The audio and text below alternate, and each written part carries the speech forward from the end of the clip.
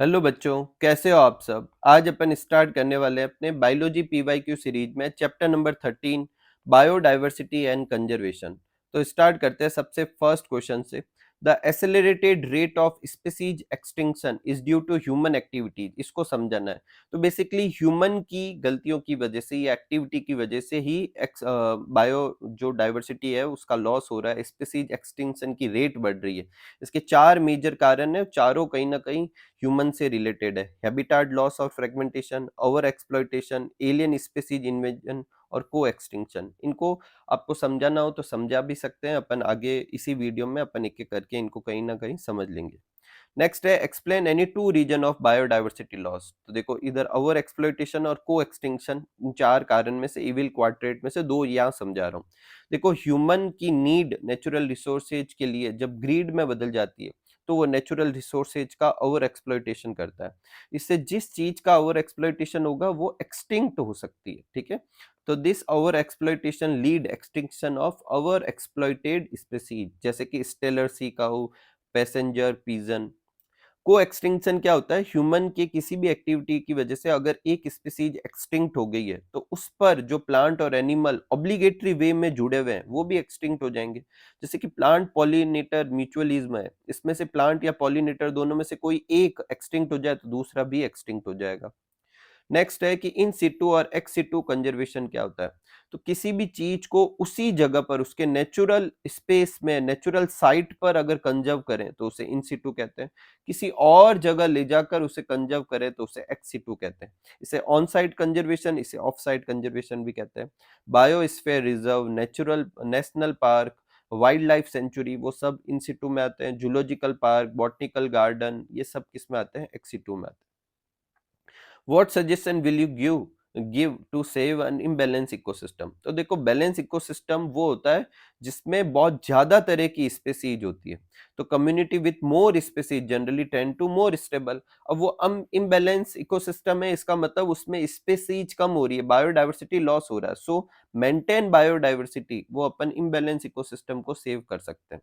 अब इसका क्या क्या तरीका हो सकता है, हैबिटाट रीस्टोर कर सकते हैं, ठीक है। ओवर एक्सप्लॉइटेशन को अवॉइड कर सकते हैं, एलियन स्पीसीज इन्वेजन को रोक सकते हैं, इन सिटू और एक्स सिटू कंजर्व करवा सकते हैं। नेक्स्ट है बायोडाइवर्सिटी क्या होती है और लॉस ऑफ बायोडाइवर्सिटी, तीन कोई भी एक्सप्लेन करनी है। तो एडवर्ड विल्सन नाम याद रखें, इनके according combined diversity at all the level of biological organisation, उसे अपन क्या कहते हैं, बायोडाइवर्सिटी कहते हैं। जैसे कि genetic diversity, species diversity, ecological diversity, ठीक है। अब तीन कारण समझाने, तो ओवर एक्सप्लॉइटेशन और को एक्सटिंक्शन तो अपन समझा चुके हैं। हैबिटाट लॉस और फ्रेगमेंटेशन समझाते हैं कि भाई जो भी स्पीसीज जहाँ रहती है उनका हैबिटाट अगर खत्म करने लगेंगे, कम करने लगेंगे, तो ऑब्वियस थिंग है बायोडाइवर्सिटी लॉस होगा। जैसे कि अमेजोन रेन फॉरेस्ट जो है उसे कट किया जा रहा है ताकि वहां सोयाबीन या फिर ग्रासलैंड बना सके, ताकि बीफ कैटल बढ़ा सके। तो ह्यूमन अपनी चीज के लिए अमेजोन रेन फॉरेस्ट जो कि लंग ऑफ क्या कहलाते हैं, याद रखना, लंग ऑफ अर्थ कहलाते हैं, उसका लॉस कर रहा है। और फ्रेगमेंटेशन क्या होता है, जब एक बड़े से किसी हैबिटाट के छोटे छोटे टुकड़े हो जाए, जैसे मान लो बीच में से यहाँ से एक सड़क निकल जाए तो ये दो टुकड़े हो गए, इसे फ्रेगमेंटेशन कहते हैं। नेक्स्ट है कि give four cause of loss of biodiversity, evil quartet बताने थे, ठीक है।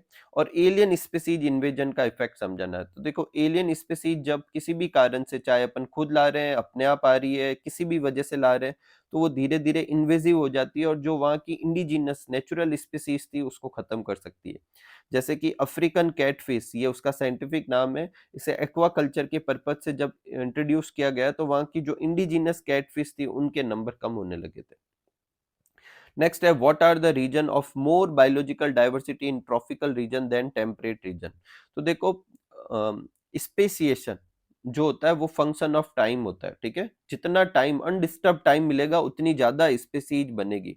तो ट्रॉपिकल रीजन जो है वो जनरली अनडिस्टर्ब्ड रहा टेम्परेट रीजन के कंपेयर में, ग्लेशिएशन वगैरह के टूवर्ड्स में, इसलिए उसे अनडिस्टर्ब टाइम मिला, लॉन्ग इवोल्यूशनरी टाइम मिला स्पेसीज डाइवर्सिफिकेशन के लिए।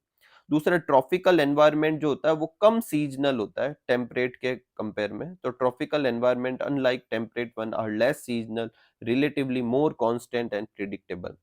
सोलर इनपुट भी ज्यादा होता है जिससे प्रोडक्टिविटी ज्यादा होती है, डाइवर्सिटी ज्यादा होती है। नेक्स्ट है explain any two reason which cause loss of biodiversity, तो ये दो अपन समझा ही चुके हैं। नेक्स्ट है why should we conserve biodiversity, तो देखो बायोडाइवर्सिटी को कंजर्व करने के जितने भी आर्ग्यूमेंट है, या तो दो समझाने, मेनली तीन है, मैं तीनों ही लिखता हूँ। उनको अपन तीन कैटेगरी में डिवाइड करते हैं, नैरोली, ब्रॉडली और इथिकल। नैरोली ये कहता है कि अपन को खुद को बहुत सारा फायदा इकोनॉमिक बेनिफिट है, इस वजह से अपन को उनको कंजर्व करना चाहिए, जैसे कि फूड मिलता है, फायरवुड मिलता है, fibre, construction material, industrial product, medicine वगैरह।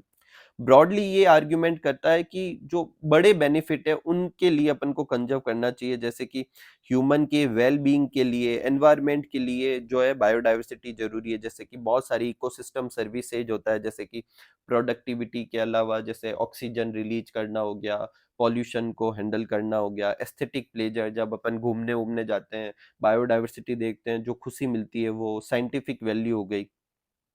इथिकल ये बताता है कि अपनी मॉरल रिस्पॉन्सिबिलिटी, अपन को फायदा हो ना हो उससे कोई फर्क नहीं पड़ता, और हर ऑर्गेनिज्म की एक इंट्रिंसिक वैल्यू होती है, उसके लिए अपन को कंजर्व करना चाहिए। 2019 से 21 के बीच में इस सिलेबस से कोई क्वेश्चन था नहीं। नेक्स्ट है when a species become extinct the other plant और एनिमल जो इससे एसोसिएट होगा वो भी एक्सटिंक्ट हो जाएगा, कौन सा होगा, को एक्सटिंक्शन। एक्स सिटू कंजर्वेशन क्या होता है अपन समझा चुके हैं। नेक्स्ट है explain one cause of loss of biodiversity, तो यहाँ ओवर एक्सप्लोइटेशन लिख दिया है मैंने।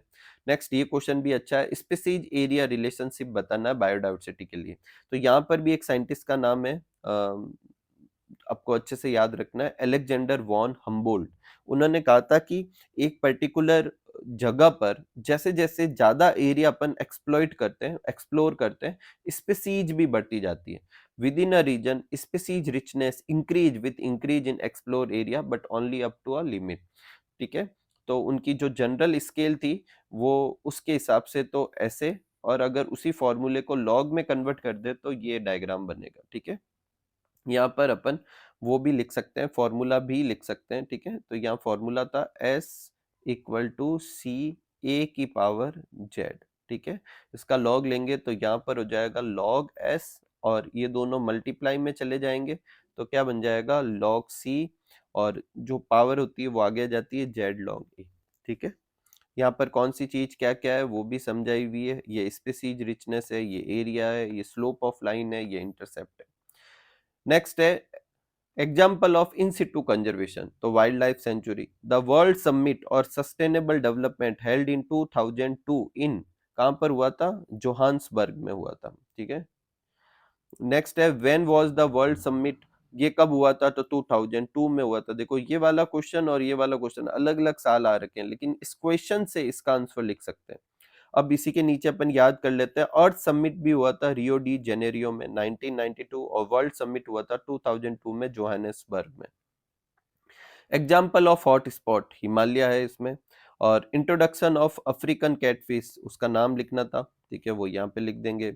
इन सिटू कंजर्वेशन समझाना था जो कि अपन समझा चुके हैं।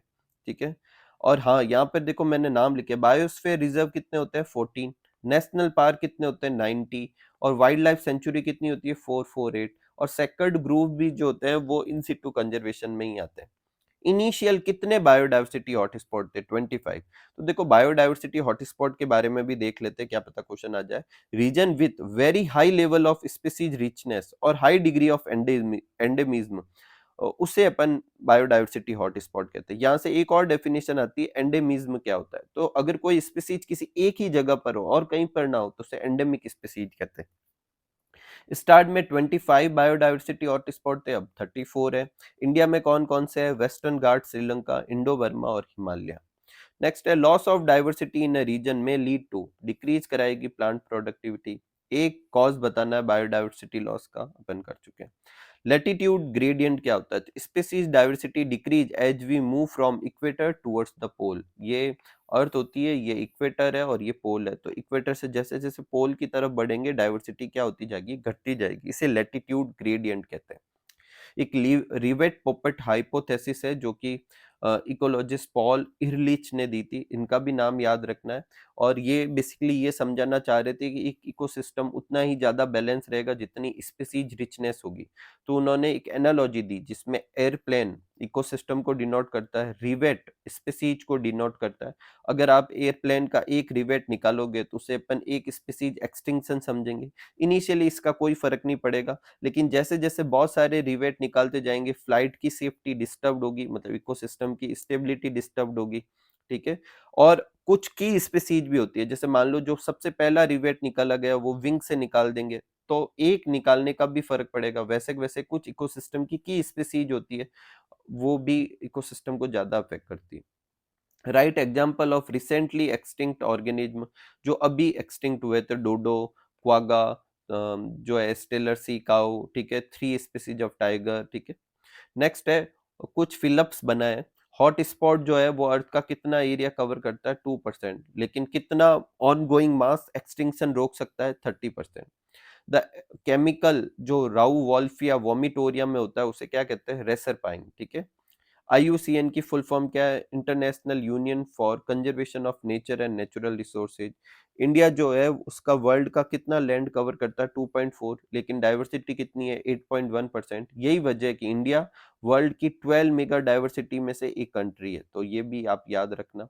मेघालय में सेकंड ग्रुप्स होते हैं जो कि लास्ट रिफ्यूजी है बहुत सारे रेयर और इंडेंजर्ड प्लांट का। इसी के साथ अपना ये चैप्टर और ये सीरीज पूरी होती है। मिलते हैं और किसी सीरीज में और किसी वीडियो में, तब तक आप सब लोग खूब सारा हार्ड वर्क कीजिए, खूब खुश रहिए, खूब मस्त रहिए। Thank you for watching.